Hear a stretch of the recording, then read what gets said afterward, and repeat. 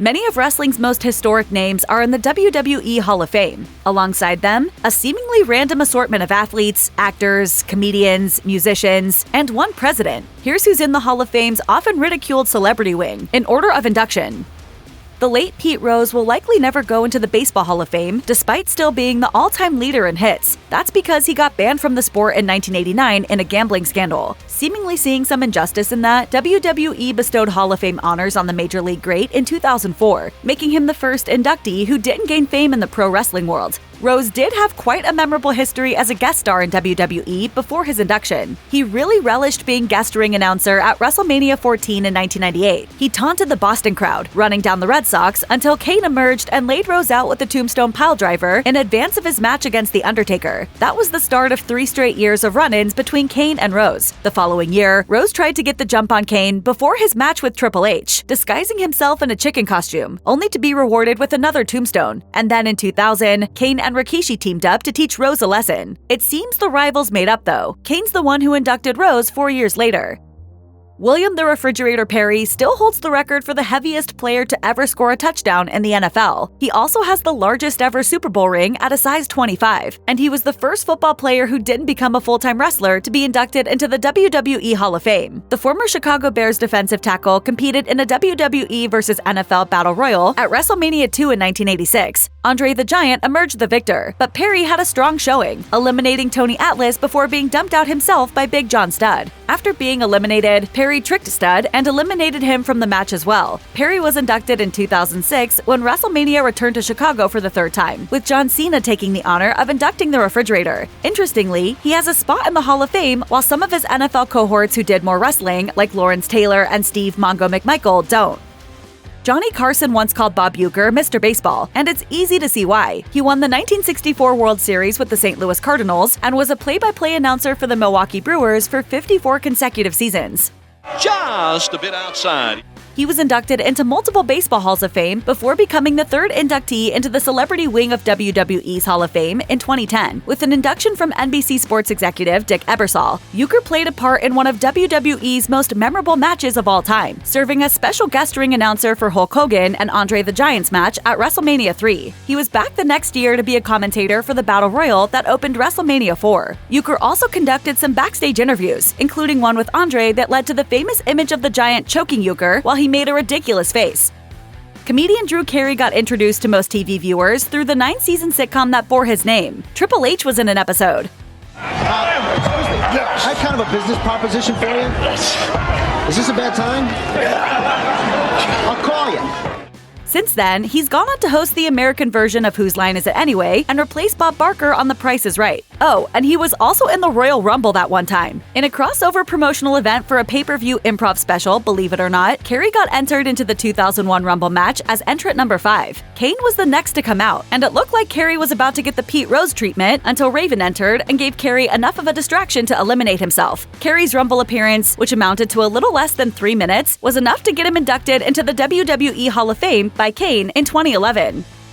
Iron Mike Tyson was yet another celebrity who was present for a pivotal WWE moment, helping usher in the Austin era at 1988's WrestleMania 14. Tyson, who had lost his boxing license for biting Evander Holyfield in their 1996 match, and WWE, which was on the comeback after a mid-90s lull, clearly saw a way to help each other out. Tyson was brought in as a special enforcer in the WWE Championship match between Shawn Michaels and Stone Cold Steve Austin. Tyson appeared to initially align with Michaels and Generation X, even brawling with Austin on Raw. But at WrestleMania, Tyson switched sides and counted the pin for Austin, helping the Texas Rattlesnake win his first WWE Championship. He then knocked out Michaels. Despite Tyson betraying them in storyline, DX would induct Tyson into the WWE Hall of Fame in 2012. Donald Trump will likely be the only WWE Hall of Famer to ever become the President of the United States. Well before wading into politics, Trump was close friends with Vince and Linda McMahon. I've known her for a long time. I knew she was good, but I didn't know she was that good. Both the 4th and 5th WrestleMania events in 1988 and 1989 were held at what was touted as Trump Plaza, though it was really the Atlantic City Convention Hall. Trump was on hand for both, with a prominent seat in the front row. Trump returned to WWE in the lead-up to WrestleMania 23 in 2007 for the Battle of the Billionaires, which ended with Vince McMahon getting his head shaved by Trump, Bobby Lashley, and Steve Austin, the latter of whom would give Trump one of the worst stunners in wrestling history. Trump would also host an episode of Raw in 2009. He was one of only a few people to be inducted to the WWE Hall of Fame by Vince McMahon himself in 2013. If any celebrity really does deserve a spot in the WWE Hall of Fame, it's probably Mr. T, considering that he was one of 4 combatants in the main event of the first ever WrestleMania in 1985. While smack in the middle of his run playing B.A. Baracus on the popular TV series The A-Team, Mr. T teamed with Hulk Hogan to take on Roddy Piper and Paul Orndorff. The entire future of WWE was riding on the success of WrestleMania, and that match in particular. T helped make it a success. Much less memorable was Mr. T's match at WrestleMania 2, stemming from a real-life feud with Piper, who didn't much like the idea of a celebrity in a wrestling match. They had a poorly received boxing match that ended in disqualification when Piper body-slammed T. Mr. T has made numerous wrestling appearances in the years since, and Mean Gene Okerlund inducted him into the WWE Hall of Fame in 2014. Notably, Mr. T's speech, which was mostly about his mother, went on so long that Kane had to come out and cut him off. Oddly enough, another key celebrity participant in the first WrestleMania, Cyndi Lauper, is not in the WWE Hall of Fame as of the making of this video. Though never a wrestler himself, actor and former California governor Arnold Schwarzenegger has connections to pro wrestling going back decades. After meeting him at a bodybuilding contest in the late 1960s, he became close friends with Bruno Sammartino, the long-reigning WWE champion of the period. Arnold's later acting work led him to becoming friends with the likes of Andre the Giant and Jesse the Body Ventura. We move. 5-meter spread. No sound. It's time to let old Painless out to bed.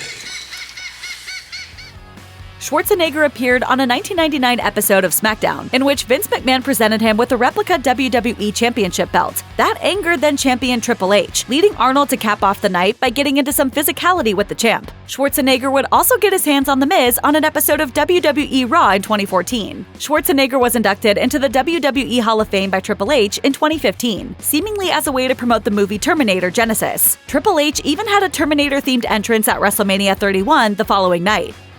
In addition to being the cousin of Sasha Banks, now known as Mercedes Moné in AEW, Snoop Dogg has been a lifelong wrestling fan. He's participated in lots of WWE events, and even wrestled before and after his 2016 Hall of Fame induction by John Cena. Snoop served as the master of ceremonies for the Playboy Bunny Mania Lumberjill match at WrestleMania 24 in 2008. The night after he was inducted into the Hall of Fame, he performed Banks' entrance live at WrestleMania 32. At WrestleMania 39 in 2023, he accompanied Rey Mysterio during his entrance, and was in the ring for the Miz's planned match with Shane McMahon. When Shane went down with an injury, Snoop wrestled the match himself in a move that was praised by those backstage. Then at WrestleMania 40, Snoop served as a guest commentator for the Philadelphia street fight between the Pride and the Final Testament. He's made plenty more appearances to boot. Kid Rock's WWE contributions have pretty much stuck to just music, though he did also do an intro video for SummerSlam 2023 in Detroit, and his last hype man, Joe C., helped Too Cool win the tag titles one time. For a period in the early 2000s, The Undertaker used Kid Rock's song American Badass as his entrance music. Stacy Keibler also used his cover of ZZ Top's Legs as her entrance music. Rock performed American Badass live on Raw in 2000, and also performed at Tribute to the Troops in 2012 and WrestleMania 25 in 2009. The Mania performance was basically a mini concert, clocking in at over 10 minutes. Though he seems to prefer Kid Rock's song to Limp Bizkit's Rollin' when he readopts his American Badass persona, The Undertaker was not the one who inducted Kid Rock into the Hall of Fame in 2018. That was Triple H. Kid Rock's songs Celebrate and New Orleans were official theme songs of WrestleMania 34 that year. If you're wondering why Star Trek star William Shatner ever even appeared on Raw, well, it's a weird story. In the 1990s, Shatner was the credited author of a series of sci-fi novels called Tech War. They were all ghost-written, but that's beside the point.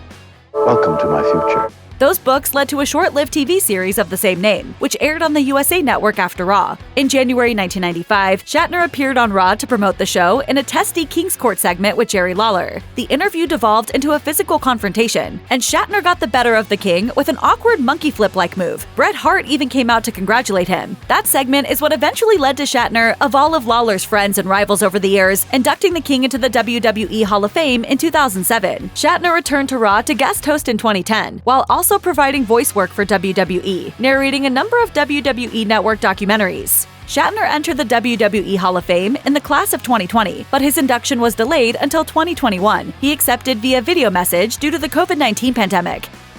Yet another celebrity who appeared at WrestleMania 2 in 1986, English rocker Ozzy Osbourne, was in the corner of the British Bulldogs in their match against the Dream Team. He's the Prince of Darkness, but Ozzy was all bright colors for the event, sporting blonde hair and a salmon-colored suit. Ozzy went on to perform the song I Don't Wanna Stop live on SmackDown in 2007, and he and his wife Sharon were guest hosts of Raw in 2009. In 2022, his former band Black Sabbath's song War Pigs was the theme song of Survivor Series, and Ozzy appeared in promotional videos for the event. Osbourne was inducted into the WWE Hall of Fame in the 2021 class. Like Shatner, he accepted via video message.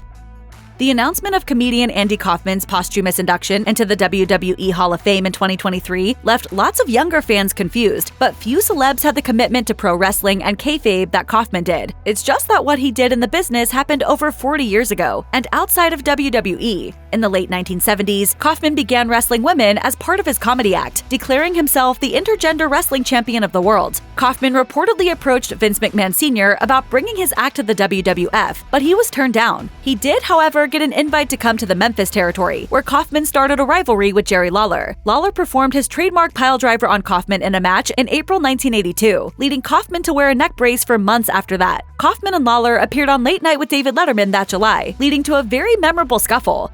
We're going to pause here for station identification and get the hoses out here. Kaufman died from lung cancer in 1984 at the age of just 35. Muhammad Ali was a boxer, but he delivered promos like a professional wrestler.